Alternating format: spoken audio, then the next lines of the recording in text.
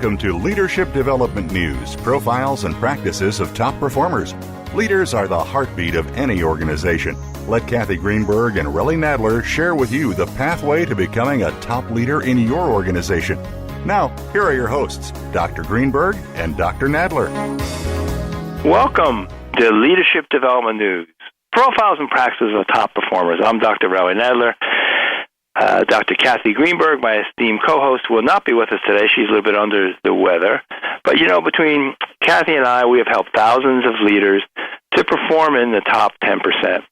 And in these shows, we're zeroing in on a concept that we talk about on emotional brilliance. It's going to be the title of our new book. How do we gear ourselves up for top performance? How can we get better understanding of what our emotions do with us and for us? What is an emotional brilliance performance? What emotions are the most challenging for the top performers?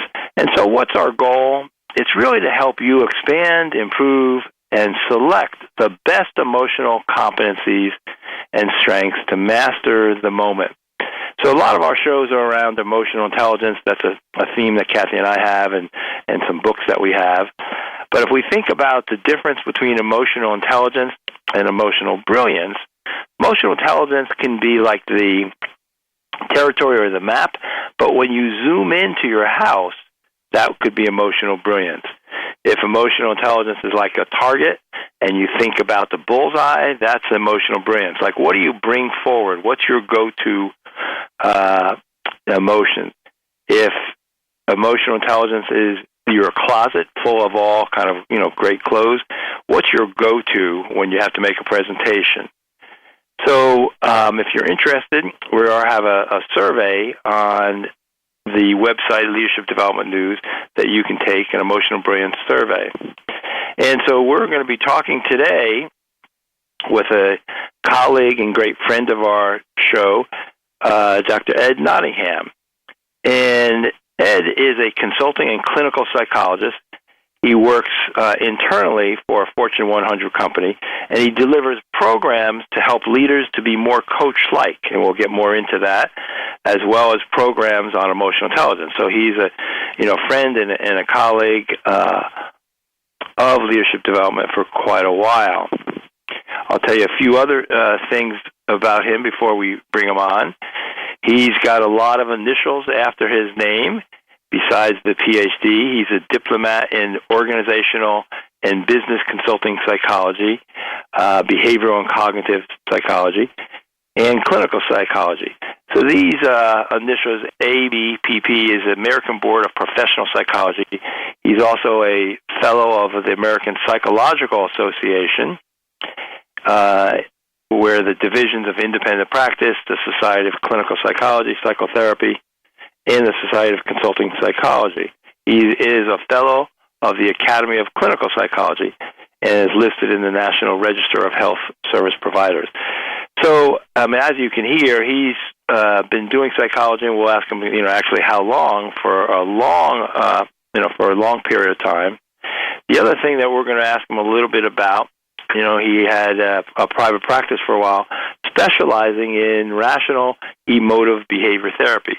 So one of the first cognitive behavioral therapies, and if people aren't familiar with that, we'll ask him a little bit about that, and trained with the founder of the field, Albert Ellis. These days, and since 2003, he's worked for large corporations in different positions doing leadership consulting as a trainer and also as a learning development partner, HR advisor, and leadership coach. He's been using the EQI Emotional Quotient Inventory for quite a while, and we've talked a lot about some of the best practices that he's used in organizations. So before I bring on Dr. Ed Nottingham, let me just say a word about Dr. Kathy Greenberg. Sorry she's not here, but she will be with us in our next one. And as you know, Kathy coaches leaders and executives in their companies on her proven work-life strategies based on positive psychology and the science of courage. She has a free iPhone app, Your Happiness Now, that you can grab, and you can see her glowing face.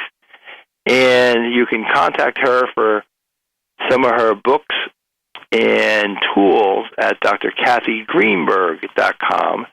She does have many best-selling books. One of the latest ones is Fearless Leaders, Sharpen Your Focus. And she and I will be working together on emotional brilliance. So, Dr. Nottingham, welcome to the call. So glad to have you. And Dr. Nadler, I am so happy to be here. And since I am a long-time listener and fan, I know that at this point, usually Kathy introduces you. And I think it would be really unfortunate if listeners couldn't hear a little bit more about you. So if I may, can I share a little bit about you? Sure. That would be great. Yeah, Dr. Nadler is a master certified coach, executive coach. He is also a licensed psychologist and a corporate leadership and team trainer.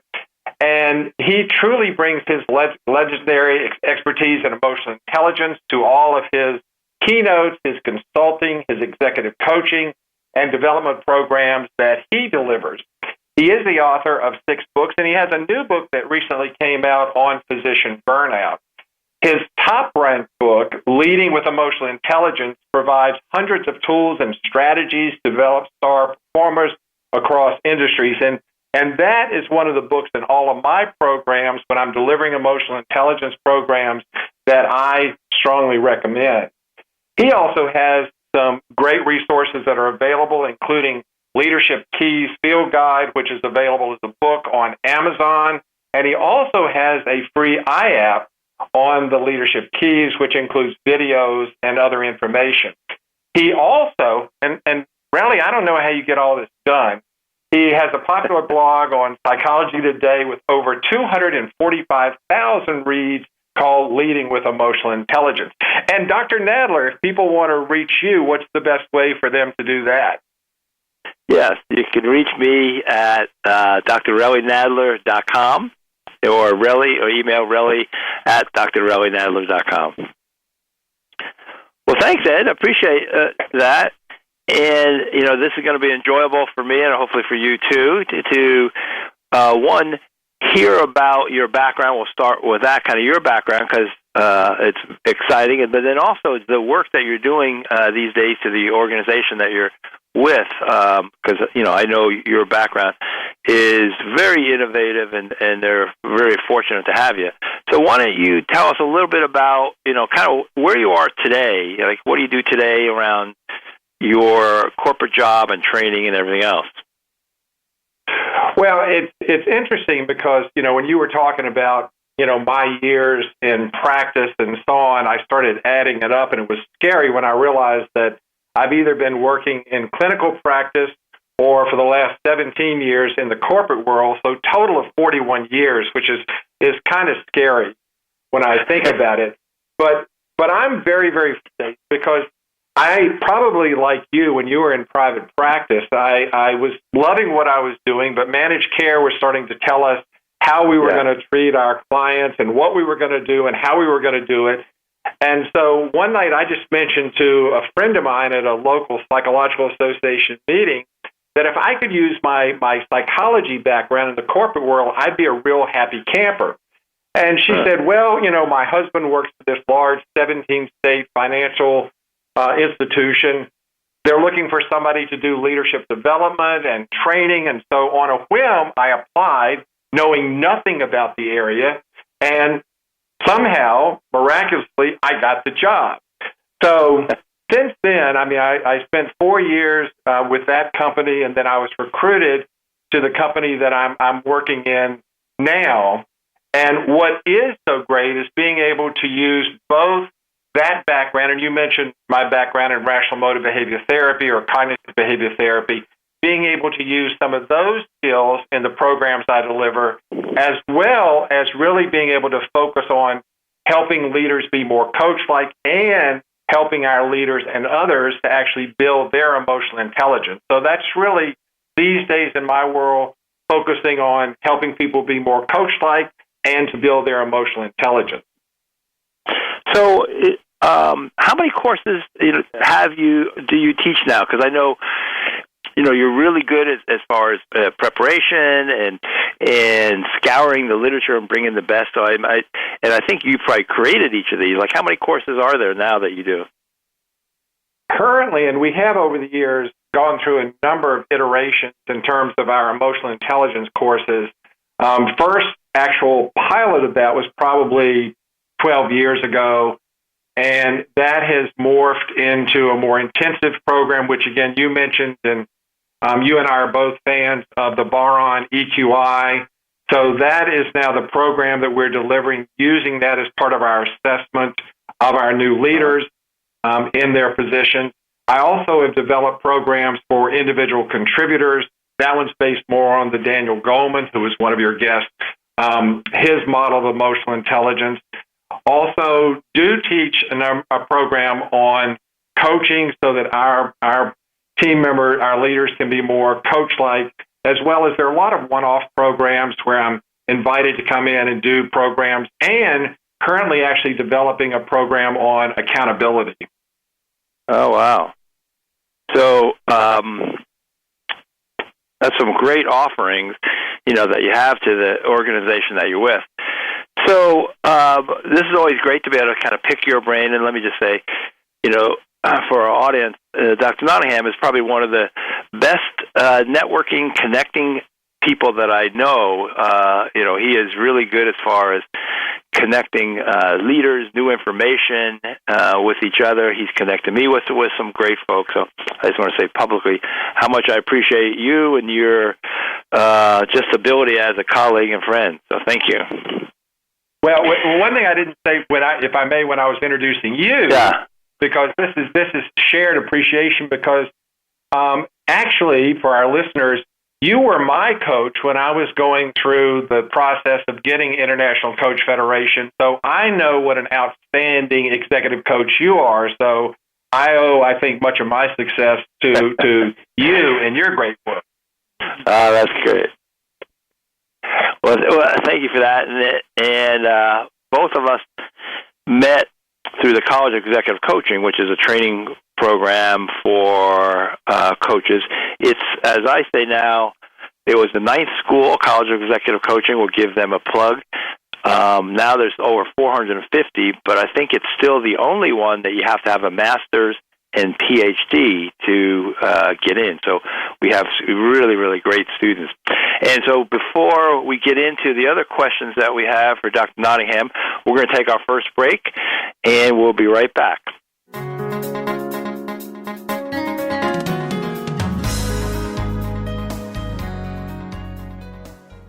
Become our friend on Facebook. Post your thoughts about our shows and network on our timeline. Visit facebook.com/Voice America. Are you a fearless leader? Fearless leaders stop at nothing to win while engaging others through positive action. Fearless leaders operate with a strong sense of freedom. They embrace the courage to fail.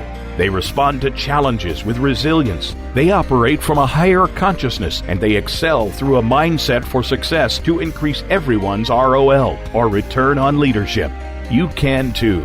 Let Dr. Kathy Greenberg and a rare team of special operations coaches help you realize your full potential at fearlessleadersgroup.com. The Fearless Leaders Group applies a powerful coach approach beyond tools and techniques by fundamentally transforming a leader's core abilities and approaches to any business in as little as 90 days.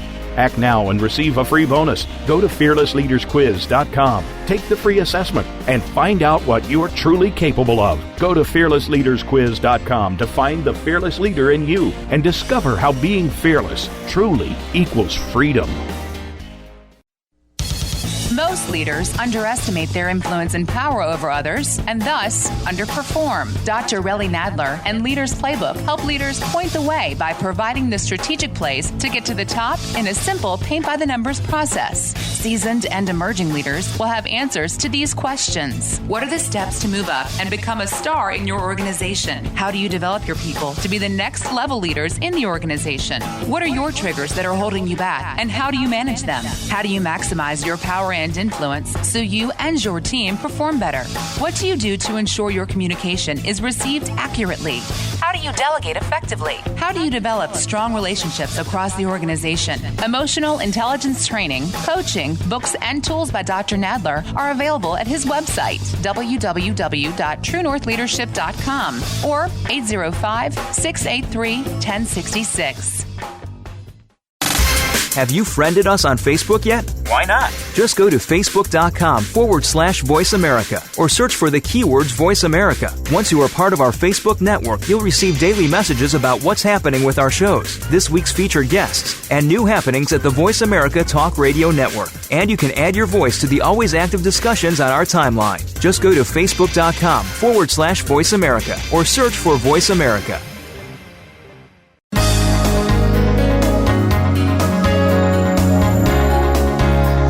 Listening to Leadership Development News, Profiles and Practices of Top Performers with your hosts, Dr. Kathy Greenberg and Relly Nadler. We know you have leadership questions for these noted experts, so call us toll-free at 1-866-472-5790. That number again is 1-866-472-5790. Now, let's get back to the show. Welcome back to Leadership Development News. We're talking with a top performer in the corporate world, and I think we're really going to get an inside look of what's going on in a Fortune 100 company that's got, hundreds of thousands of employees. And so one of the questions I wanted to ask you, Ed, is, so what have you found, what's the most important skills that these leaders need today that you train to? Because you really have this kind of inside look. How many people are typically in your class in each one you do? Sometimes they're quite large. The last coaching class we did had 49 new leaders in it. Wow. Okay. Yeah. So, from your perspective, what's the most important skills you think that they need? What I have found, and one of the things I sometimes say in my courses, is that I wish when I had been in private practice that the emotional intelligence concept had been more front and center, that the Bar-on EQI assessment had been available, because as I look back on it, I think many of the issues that people brought to therapy were probably related to emotional intelligence. And I think in terms of the most important skills for leaders, first is emotional intelligence. And I think the work you and Kathy are doing on your new book, Emotional Brilliance, is essential to leadership success. I mean, I have delivered these programs for many years internally, and I see how many leaders, when they build their emotional intelligence competencies, their leadership skills and success increases dramatically. And we know that intelligence quotient, or IQ, is relatively fixed. I mean, we know there's neuroplasticity and so on, but relatively fixed. And what I love to see is when people have taken the EI assessment and they realize, in fact, sometimes they're shocked by how low some of their scores are, that they're able to build an action plan and actually grow those skills. And you mentioned in your intro, and I love the metaphor you and Kathy are using about emotional intelligence is the closet in a home, but what are the go-to emotions that people tend to select? And I think one of the things about building emotional intelligence, and I'm using that metaphor now in some of the programs, is that sometimes leaders go out wearing the wrong clothes. In other words, they've selected the wrong emotional intelligence competencies or haven't developed those to use. So number one is being the emotionally intelligent leader. Second, and this is one that I've really been focusing on, that emotional intelligence is foundational for leadership success, but then coaching skills are critical. We've moved beyond the command and control approach, that we know these days that if we want to get success, then it's going to be having that more coach-like approach. And so much of my work does focus on helping leaders be more coach-like. And I know that one of my coaching heroes, Michael Bungay Stanier, has been a guest on Leadership Development News twice. The first time on The Coaching Habit, and I guess it was February the 10th, which I would encourage people to go and listen to. he talked about his new book, The Advice Monster. And that's what I see, again, whether we're talking about leaders or parents or significant others, many times we know the answer to whatever the question is. Again, whether it's a direct report, a child who's asking a parent, or a significant other, we want to jump in and tell them what to do. And Michael says, we've got to stay curious a little longer and jump to advice a little more slowly. And taking that time to be able to help people learn, I just think that's so critical. Yeah. Well, and I think it's great what you're saying, especially around emotional intelligence, and I think that tendency for us to want to give advice, and I end up saying the same thing similar to Michael's book of The Advice Trap, if the listeners are interested. It just came out. But one of the metaphors I like to use is the leader has a bucket full of ideas, but so does the employee has a bucket full of ideas. And so the tendency is to go to our own bucket and give advice. And so I like the metaphor of the people that you're developing. If you're a leader, how do you ask and drain their ideas from their bucket? So you ask and drain, how long is that going to take? What else can you do? What are you thinking about that? And then until their bucket is empty, and then you can go to your bucket and then come up with, well, here's something that may have worked for me or someone else. What do you think about that? But that ask and drain before you tell and fill, most of us from that addictive process of, feels good and we think we're being the answer person, we go to our bucket full of ideas too soon. So similar to what you said and what Michael says. Yeah, I love that, Rally. And so I'm taking something away from our conversation right now, so I can go home now. Thanks a lot. Appreciate that. I was wondering about that because I don't know if you heard about that. I just got done doing a supervision class for coaches, and we talked about the ask and drain, tell and fill. Because the big thing, if you have an MBA, if you're a manager, you want to tell and fill. You don't have time, and for all the right reasons, you go to your bucket versus the ask and draining their bucket. So let me ask you a couple other questions, about that. So if I could jump in before you go to the next question. The point you're making there, and this is also, you said it, and Michael Bungay Stanier says it. Part of the resistance I think we run into when we're helping our leaders to be more coach-like is the misconception that coaching takes a long time. And as you're saying, being able just to have that conversation, and as we know from other people's work, Michael's work, you can have a great coaching conversation in 10 minutes or less. So I think that's one of the obstacles that leaders really can address to be more successful. And I like what you're saying, Ed, because, anybody I deal with, time is the issue and they don't have enough time. But when you really get down to it, and I think the ask and drain before you tell and fill, sometimes it's 2 minutes. And then the other aspect that I think gets their attention is who's doing all the heavy lifting? Who's the answer person? And do you want people to really think? And you've probably heard on our shows, I've talked about, I think in today's world, we've outsourced our thinking, and everything is a shortcut. And therefore, this idea, coaching and I think leadership are slow thinking, going back to Daniel Kahneman's work. Unless it's an emergency, you got 2 minutes, 5 minutes, 7 minutes, to truly source the other person and get good ideas. Well, there's something else too, and again, since this is Leadership Development News, I think I've heard you and Kathy talk about this as well, but there was that Blessing White consulting study that was done years ago, and what they showed is when leaders are more coach-like and do successful, productive coaching, it makes their jobs easier. So I think leaders are overwhelmed by the amount of work that they've got. By being a little more coach-like can make their jobs easier and help them reach their goals. And just, for our listeners, because we're using the term coach-like, so just make that distinction. Like, what does coach-like look like? And let me share a story, too, that personal story.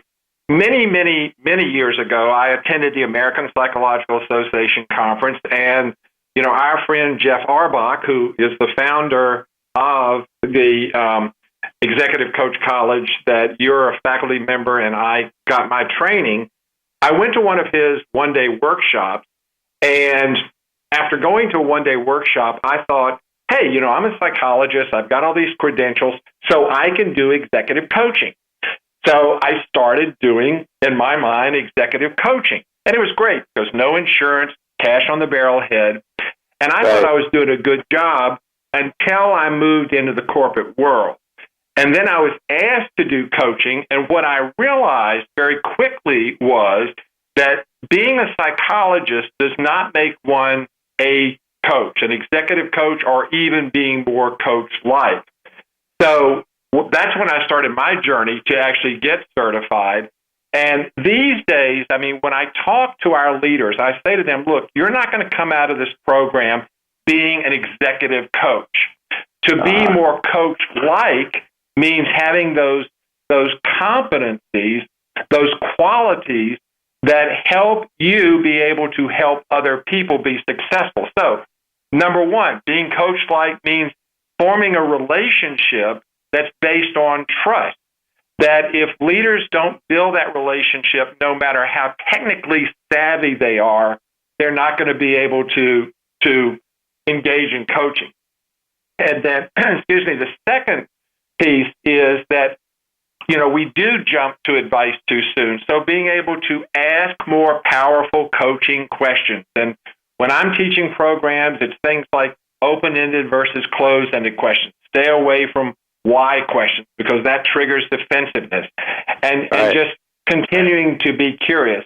And then lastly, and I think being coach-like to me means that if you're going to ask a great question, then listen carefully.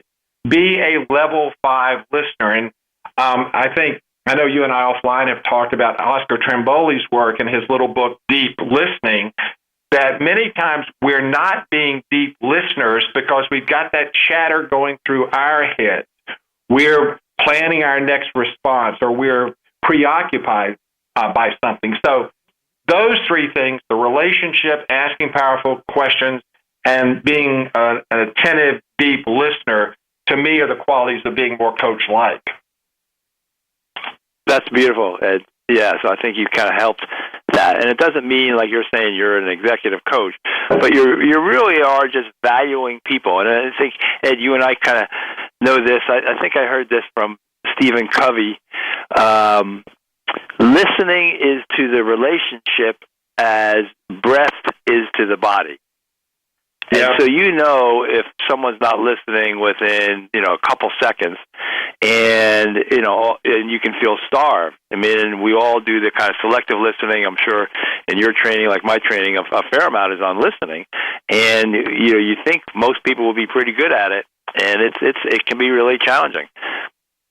So we're going to go to our next break. This is going too fast already, but we'll be right back, and you're listening to Leadership Development News.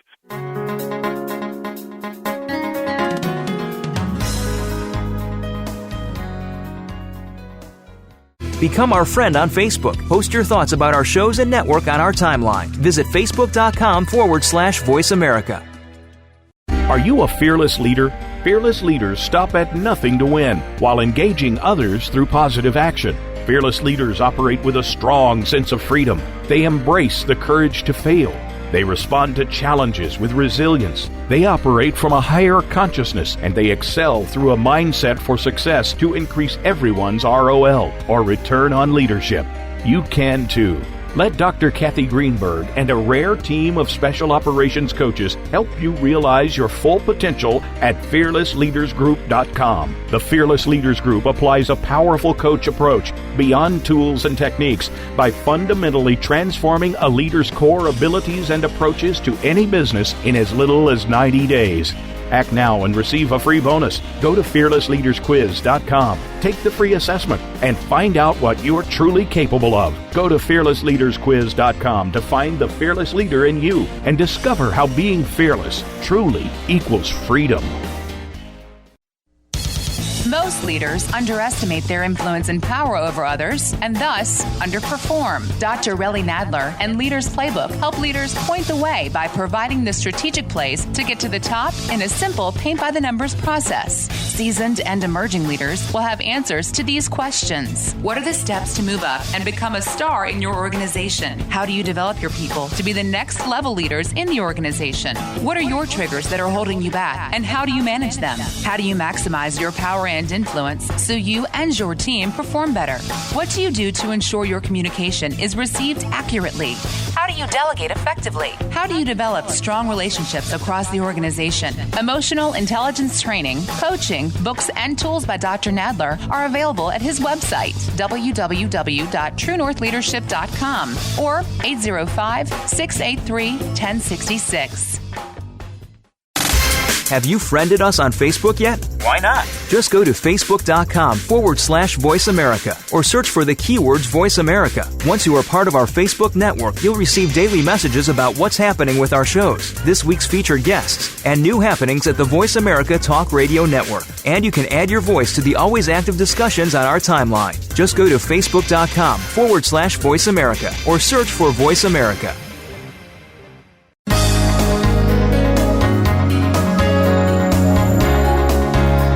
Listening to Leadership Development News, Profiles and Practices of Top Performers with your hosts, Dr. Kathy Greenberg and Relly Nadler. We know you have leadership questions for these noted experts, so call us toll-free at 1-866-472-5790. That number again is 1-866-472-5790. Now, let's get back to the show. Welcome back to Leadership Development News, Profiles and Practices of Top Performers. And we're talking with Dr. Ed Nottingham, who is bringing a lot of this emotional intelligence and coaching to, a big corporation and doing a fantastic job training lots of folks. Like, before we go to the next question, like, how many people a year are you training? Because I know you're a stat man and you got the statistics. Like, how many people a year are in your training? Gosh, that's a good question. I do have all those stats. It's on an Excel spreadsheet back at on my computer. I would guess this is just a guess, but probably 400 to 500 people a year. 400 to 500 people a year, and that's like and you've been there for 13 years now. Yeah, and some years it's been actually more, some years less, but. Yeah, I know at least on the EQI, I have close to 2,000 people that have taken that assessment. Wow. All right, so with that, what have you found is the most common feeling, that leaders have? And a lot of this, what we're asking you, Ed, and is also then kind of for our book around emotional brilliance, try to zero in on this. So what have you found is kind of the most common feelings that leaders have? Yeah, I think that's a great question, and it fits because I'm currently actually working on tweaking one of the emotional intelligence programs that I deliver.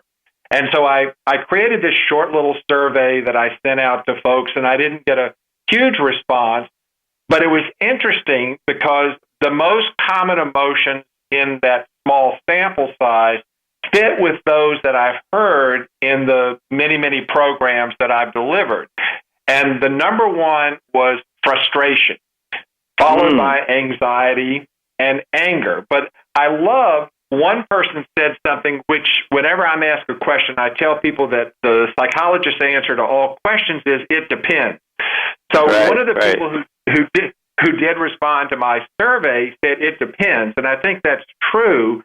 The person went on to say, sometimes I feel overwhelmed, but at other times, I may experience more positive emotions, such as, being curious or excited and having positive satisfaction. But I would say, and again, just from behavioral observations as well, and when people ask me questions, I think frustration is probably the number one emotion that leaders experience. Yeah. And that kind of goes along with, a lot of times in our intro, we talk about some of that research, around stress, and that frustration, is probably one of the most common in the work world. And so, people having to deal with that and all the deadlines and everything else they have. So given you're a psychologist and doing corporate psychology like me for, all these years, what's been on a personal level or professional where you've learned the most about your emotions or feelings? I think, even though I may have moved out of clinical practice because of some of the challenges that both of us faced in those managed care days, I'm very grateful that I spent that 25 years in private practice, because I was helping other people to identify what their dysfunctional, unhealthy emotions and thinking was.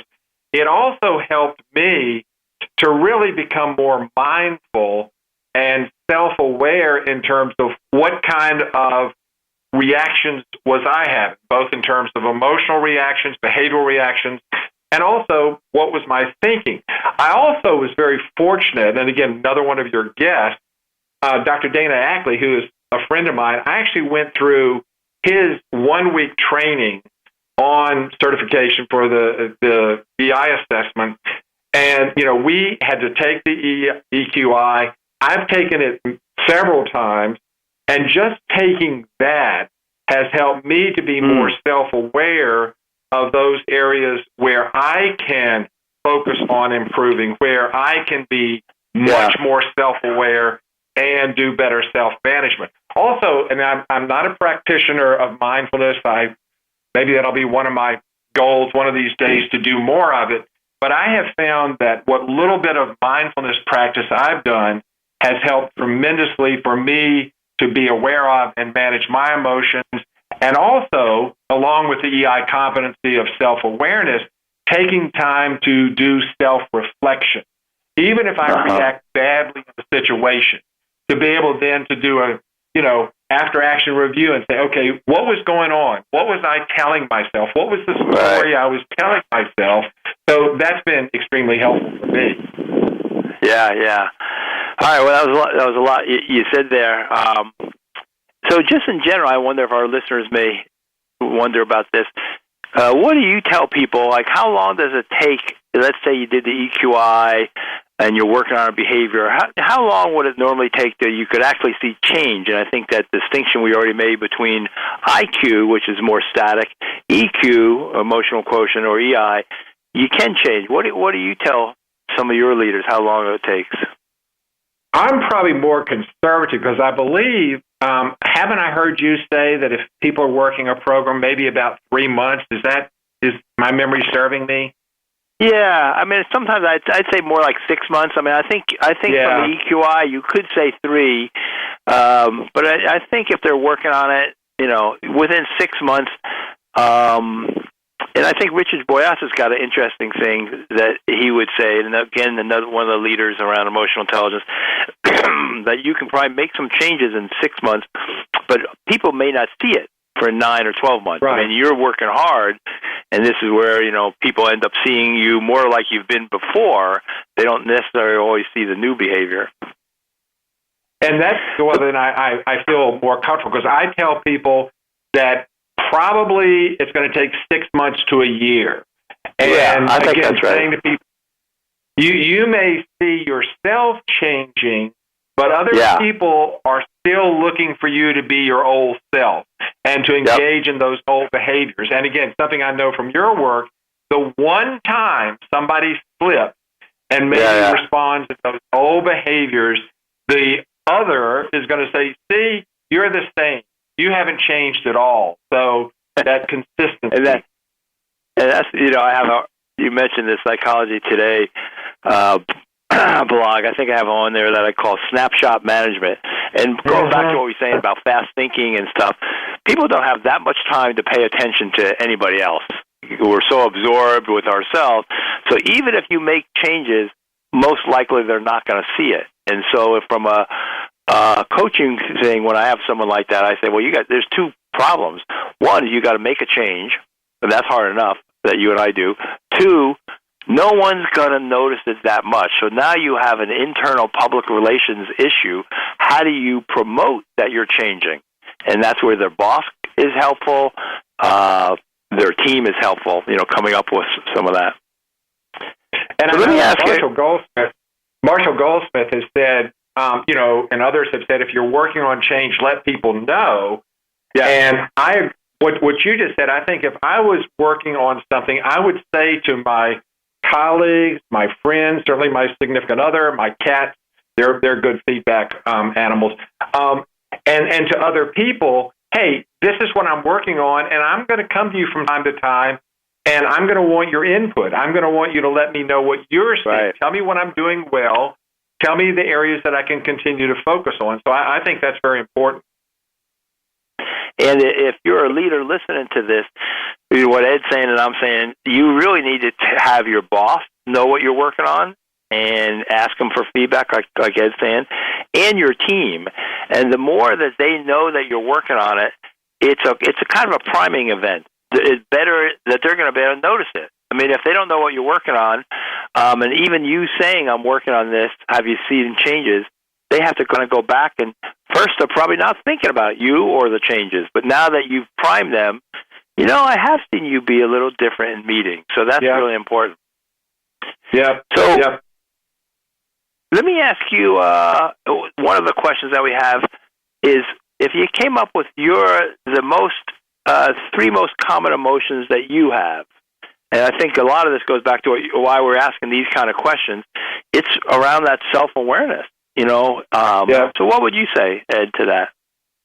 Well, and again, like many of the people I've worked with in our small sample size, I would say that the emotion that has historically been my go-to emotion is frustration, and along with that, from my rational motive behavior therapy orientation, LFT, or low frustration tolerance, that I engage in this when I see something. I can't stand it when such and such happens.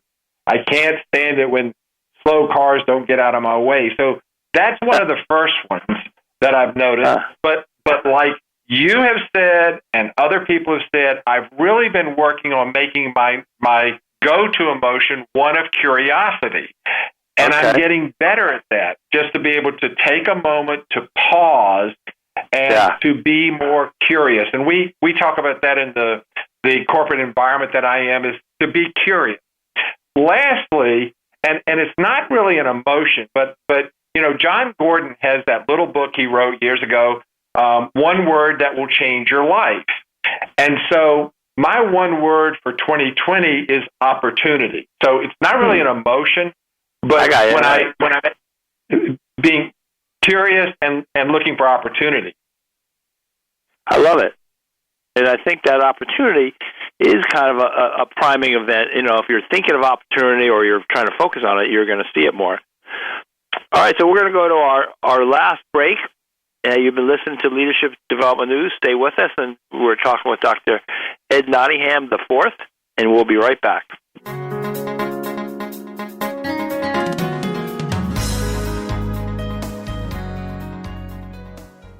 Become our friend on Facebook. Post your thoughts about our shows and network on our timeline. Visit facebook.com/Voice America. Are you a fearless leader? Fearless leaders stop at nothing to win while engaging others through positive action. Fearless leaders operate with a strong sense of freedom. They embrace the courage to fail. They respond to challenges with resilience. They operate from a higher consciousness, and they excel through a mindset for success to increase everyone's ROL, or return on leadership. You can too. Let Dr. Kathy Greenberg and a rare team of special operations coaches help you realize your full potential at fearlessleadersgroup.com. The Fearless Leaders Group applies a powerful coach approach beyond tools and techniques by fundamentally transforming a leader's core abilities and approaches to any business in as little as 90 days. Act now and receive a free bonus. Go to fearlessleadersquiz.com. Take the free assessment and find out what you are truly capable of. Go to fearlessleadersquiz.com to find the fearless leader in you and discover how being fearless truly equals freedom. Most leaders underestimate their influence and power over others and thus underperform. Dr. Relly Nadler and Leaders Playbook help leaders point the way by providing the strategic plays to get to the top in a simple paint-by-the-numbers process. Seasoned and emerging leaders will have answers to these questions. What are the steps to move up and become a star in your organization? How do you develop your people to be the next level leaders in the organization? What are your triggers that are holding you back, and how do you manage them? How do you maximize your power and influence so you and your team perform better? What do you do to ensure your communication is received accurately? How do you delegate effectively? How do you develop strong relationships across the organization? Emotional intelligence training, coaching, books, and tools by Dr. Nadler are available at his website, www.truenorthleadership.com or 805-683-1066. Have you friended us on Facebook yet? Why not? Just go to facebook.com/Voice America or search for the keywords Voice America. Once you are part of our Facebook network, you'll receive daily messages about what's happening with our shows, this week's featured guests, and new happenings at the Voice America Talk Radio Network. And you can add your voice to the always active discussions on our timeline. Just go to facebook.com/Voice America or search for Voice America.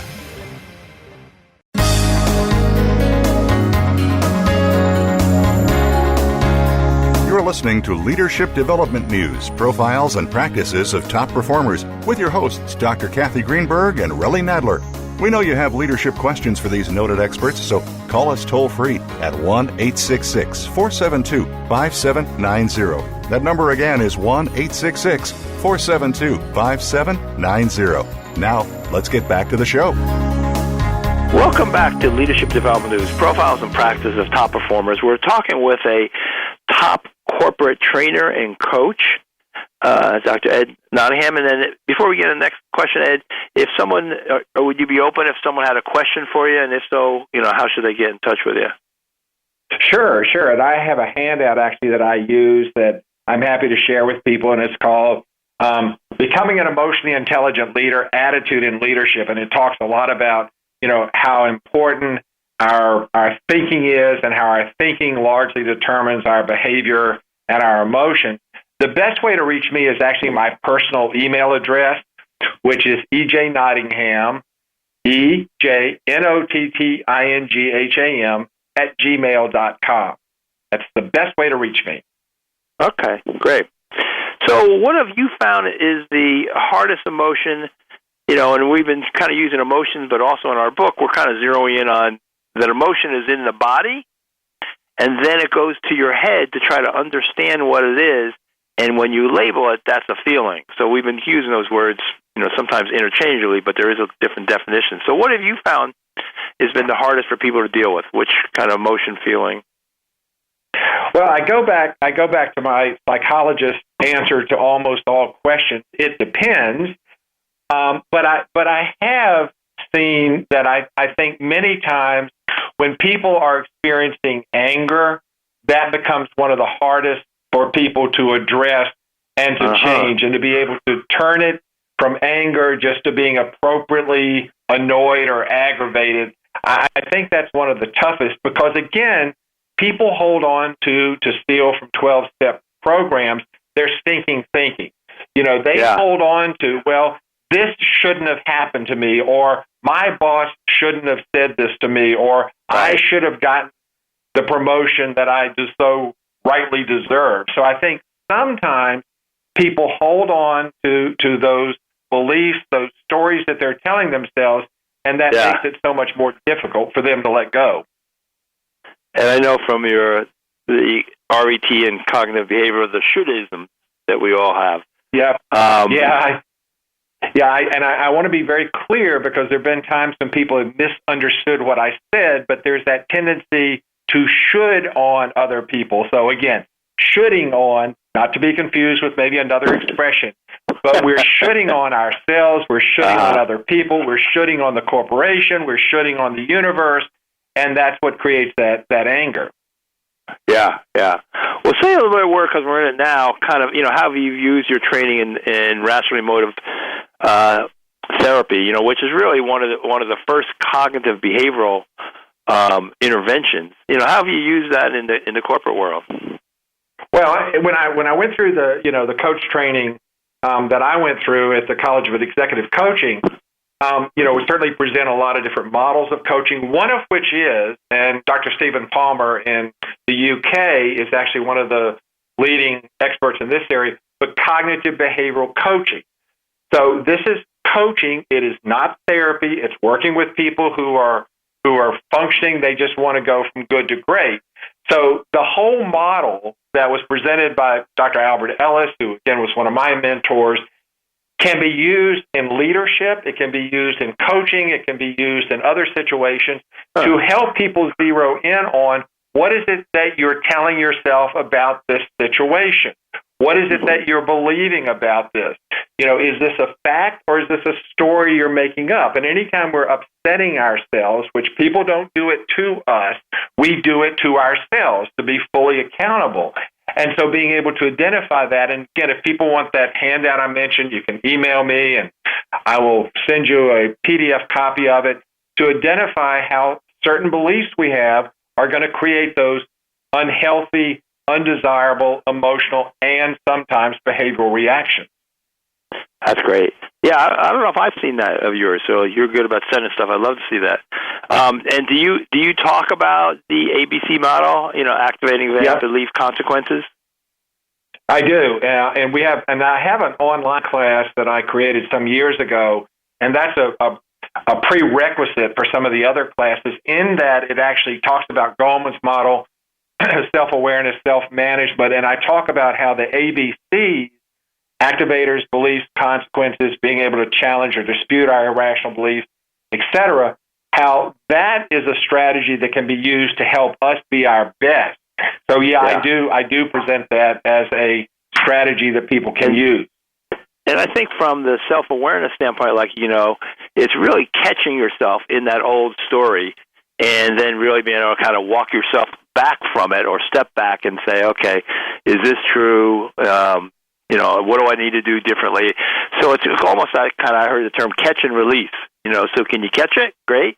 Or catch and release or catch and redirect. So awareness is the catching part. The management is the redirecting part. Yeah, and also another thing that you and Kathy have talked about and that will be in the new book, as far as I understand, is your concept of name, N-A-M-E, that the first thing, and that's the catch, you have to be able to notice what's going on, to be able to name what it is that we're experiencing, to accept it, not to beat up on ourselves, not to should on ourselves for having the emotion, but being able just to accept, I'm making myself frustrated right now. Then M, managing it, that's when the ABCs come into play. I can change that. And then lastly, and again, I listen to all that you teach me, that the last is to be able to express it. And it doesn't mean going out and to shout from the mountaintop, I made myself angry. Sometimes just expressing it to oneself is enough. Yeah. Well, thanks for that. And we're going to do more of that. The M is we have a section of managing thoughts, which a lot of the ABC comes in, the cognitive stuff, and then managing action. So the M has two aspects. Hey, so before we end, one of the things I wanted to ask was, is there an example of an emotionally brilliant reaction? And this is what we're trying to get at. If you have a go-to, and it's in the moments that you show your emotional intelligence, it's in the moments that you show your brilliance. Do you have an example of that where someone said just the right thing or did just the right thing at the right moment? Well, how about me? I can use me as an example. Okay. And it happened last week, and this goes back to where I'm working on being more curious, looking for opportunities. So last week, I got this email from somebody asking me a question that was so easy for the person to answer himself or herself. It was so easy. But I got the email, and my immediate reaction was, this is galactically stupid that I'm even being asked this question. And then, though, being able to step back and to realize that I was shooting on that person for a reasonable question, I focused on being curious and then said, how can I help this person? Obviously, this person is asking me for something. If they had known it already, they wouldn't have sent an email. So I want to be helpful I want to know what I can do right now to help this person be their best self. So that happened just last week. That's great. And I think it kind of highlights, understanding what your go-to is.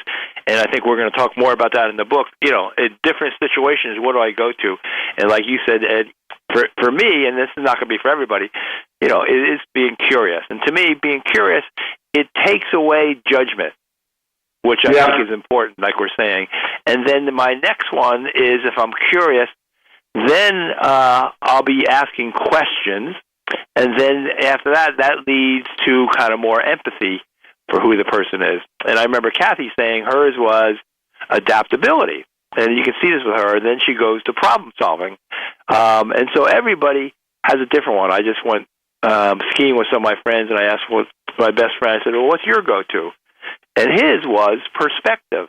I think if your go-to, and I'm just kind of generalizing now, if it's kind of a neutral thing without judgment, and whether it's curiosity or perspective, I think you're just opening up opportunities, and that was a word that you used, Ed. Anything you want to say about that before we'll close? No, I think, and again, that's changing that mindset. It goes back to Dr. Covey and 7 Habits of Highly Effective People. Seek first to understand and then to be understood. Habit number 5.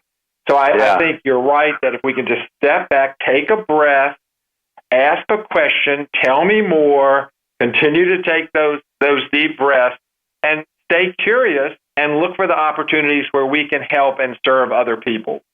Yeah. Well, that's great. I'll just get a plug on one of our tools is the emotional audit. So in those 10 seconds, what am I thinking? Like you said, how could they have such a crazy question? What am I feeling? I'm agitated, irritated. What do I want? I really want to understand. I want to be my best. How am I getting in my way? I'm jumping to conclusions. I'm not giving them the benefit of their doubt. What do I need to do differently? Take a breath and ask them questions. So the emotional audit, those 5 questions you can do in 10 seconds. And I think also, going back to remember on, I think it was Dragnet, Just the Facts, Ma'am, way back then. Yeah. But being able to say, what are the facts here? Facts are facts. They're indisputable. They're measurable, countable, repeatable, versus what the stories are. And if we can look for the facts, we can sometimes better control ourselves. Beautiful. Well, so Dr. Ed Nottingham, if you want to get his PDF or contact him, EJ Nottingham with 2 T's, Nottingham@gmail.com. And if you're interested in getting our survey, go to the Leadership Development News and take the EB survey so we can have your research. And I'll sign off for now, and thank you for tuning in and to tune up your performance with Leadership Development News. You've been listening to Leadership Development News, profiles and practices of top performers with your hosts, Kathy Greenberg and Relly Nadler. We sincerely hope that you gained some great ideas and inspiration on how to elevate your leadership skills. Join us again next Monday at noon Eastern Time and 9 a.m. Pacific Time right here on the Voice America Business Channel.